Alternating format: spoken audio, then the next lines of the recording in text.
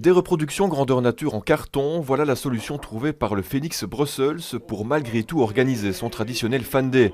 De quoi amuser les joueurs en chair et en os qui malheureusement, Covid oblige, sont tenus éloignés des supporters depuis la reprise.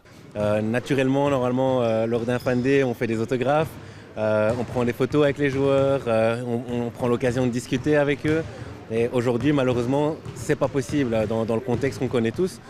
Et donc, comme vous avez pu le voir en rentrant dans la salle, les images que vous avez pu prendre dans le vestiaire aujourd'hui, on a réalisé des reproductions de nos joueurs à taille réelle, parfois même un peu plus grand pour certains.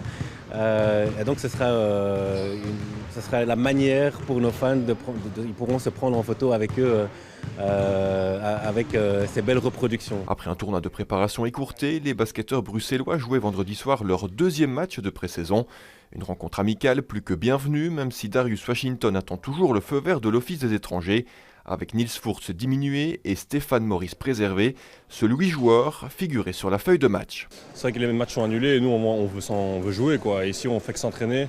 Au début on n'était pas beaucoup, donc on faisait du 3 contre 3, 2 contre 2. Au final nous on veut faire du 5 contre 5, donc ça nous faisait un peu chier, mais voilà. Ici on va des matchs, on va encore avoir 3 matchs ici, voire 4. Et voilà, c'est pour ça qu'on est là. Difficile dans ces conditions de tirer des enseignements définitifs, même si BJ Raymond a déjà démontré qu'il comptait bien s'imposer dans la peinture avec 22 points à son compteur personnel. Et pour renforcer encore un peu plus le secteur intérieur, le club s'est offert les services de Victor Siljins en dernière minute, un pivot lituanien de 216 cm en provenance de Riga. On a eu une discussion très claire avec lui, avec le coach, pour lui dire que c'était pas dans le rôle dans lequel on l'avait vu pendant le confinement, c'est-à-dire avoir un rôle très important dans le club, mais plutôt ici dans un rôle de backup. La victoire finale du Brussels 84-66 restera anecdotique et si cette préparation n'est clairement pas optimale, l'ambiance au sein de l'effectif semble malgré tout positive.